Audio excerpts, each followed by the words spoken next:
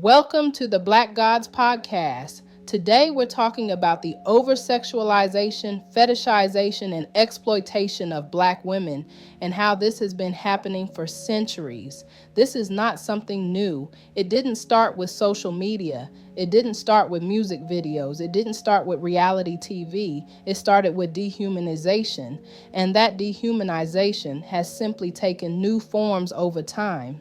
Black women have been stripped of our humanity and reduced to bodies for consumption.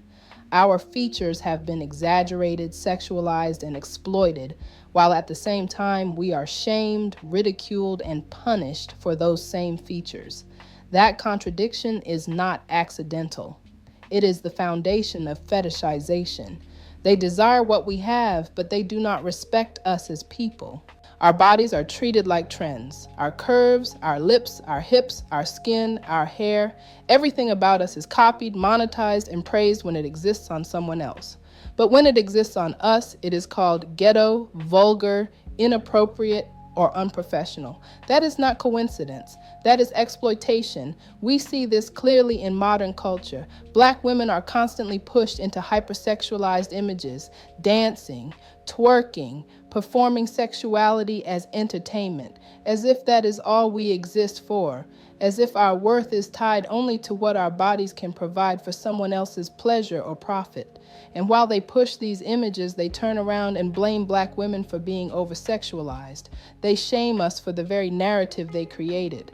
They say we are too sexual, too loud, too much, while building entire industries off our bodies. That hypocrisy is violent. Kim Kardashian is a modern example of this dynamic. She was praised, elevated, and rewarded for having features that Black women were mocked and punished for having: full lips, curves, a large backside. When those features existed on Black women, they were called unattractive, animalistic, or vulgar. When those same features were repackaged on a non-Black woman, they became desirable, fashionable, and profitable.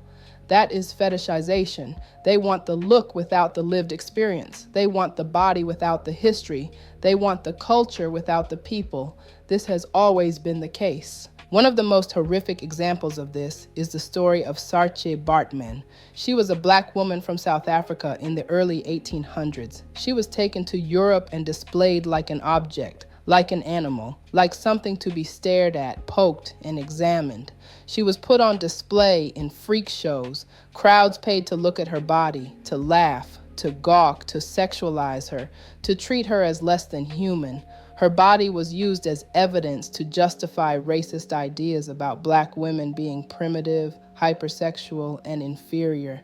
And even after her death, the violence did not stop. Her body was dissected. Her genitals were preserved. Her remains were displayed in museums for decades. Decades. Who does that? Who looks at another human being and decides their body belongs behind glass for public viewing? And yet they called us the savages. They called us the primitives. There is nothing civilized about turning a human being into a spectacle. There is nothing advanced about dehumanization. That is brutality disguised as science. That is cruelty disguised as curiosity. The exploitation of Saartjie Baartman was not an isolated incident. It was part of a larger system that treated Black women's bodies as property, as entertainment, as proof of racist ideologies, and those ideologies did not disappear. They evolved. Today, Black women are still viewed through that same lens. Our bodies are consumed. Our sexuality is exaggerated. Our humanity is ignored. We are desired but not protected, imitated but not respected, watched but not listened to. The oversexualization of Black women is used to justify our mistreatment. It's used to excuse violence against us. It's used to blame us when harm happens to us. Because once a group is dehumanized, empathy disappears. This is why Black women are often not believed, not defended, not protected. The system already decided we are bodies before we are people. And when Black women speak up about this, we are told we are exaggerating, being sensitive, being angry. But history tells a very clear story. From Saartjie Baartman to modern media, the pattern is consistent.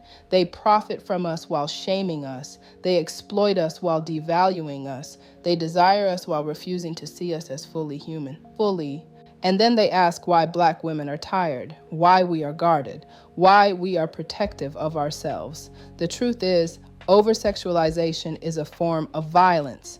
Fetishization is a form of dehumanization.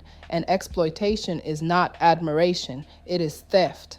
Black women are not here to be consumed. We are not here to perform. We are not here to be trends. We are not here to be experiments or fantasies. We are whole human beings with intellect, with spirit, with depth, with ancestry, with wisdom. The same system that calls us primitive is the same system that put human genitals in museums. The same system that called us savage is the same system that built wealth off our bodies. The same system that hypersexualizes us is the same system that refuses to protect us. So we must ask the real question: who is truly civilized? Who is truly savage? Reclaiming our humanity means rejecting the narratives imposed on us. It means refusing to internalize shame for things we did not create. It means honoring our bodies without allowing them to be exploited. Black women are not stereotypes. We are not caricatures. We are not fantasies. We are sacred. And telling the truth about this history is not bitterness. It is clarity. This is not random. It is a pattern. And history shows us that patterns repeat themselves until they are named and broken. What happened to Black women centuries ago did not disappear. It evolved. The methods changed, but the intent stayed the same. Exploit, discredit, profit, and erase. We see this pattern clearly today in modern culture and media. Black people create. We innovate. We set trends. We shape culture. And then someone else benefits more from what we built. Someone else gets the credit. Someone else gets the platform. Someone else gets the money. A clear example is social media. Black creators create dances, sounds, slang, aesthetics. These things go viral. They move culture. And then suddenly those same creations are taken, repackaged, and pushed by others who receive brand deals, sponsorships, visibility, and praise, while the original Black creators receive little to no credit. This is not accidental. This is how exploitation works in modern form. They like what we do, but they don't like that it's us who did it. They want the product, not the people. They want the creativity, not the credit. They want the culture, not the accountability. And when Black creators speak up about this, the response is predictable. We are shamed. We are silenced. We are told we're complaining. We're told it's not that deep.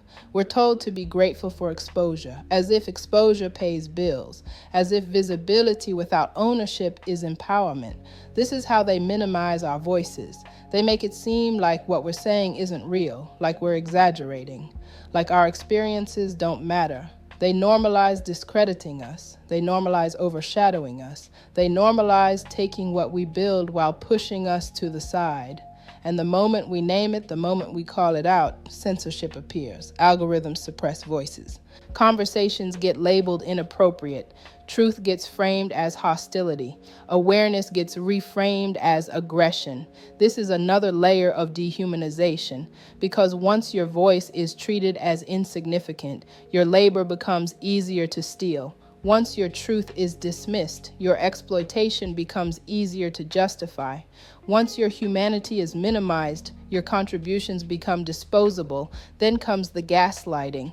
After taking from us, discrediting us, and profiting from what we create, they turn around and call us lazy. They say we don't want to work. They say we lack discipline. They say we don't contribute, as if we haven't been contributing since the beginning, as if the entire system isn't built on our labor, our creativity, and our innovation. Or the truth is, many Black people are tired of working for systems that constantly exploit them and then deny their value.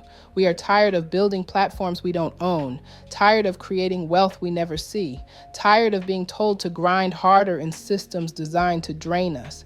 That exhaustion is not laziness, it's awareness.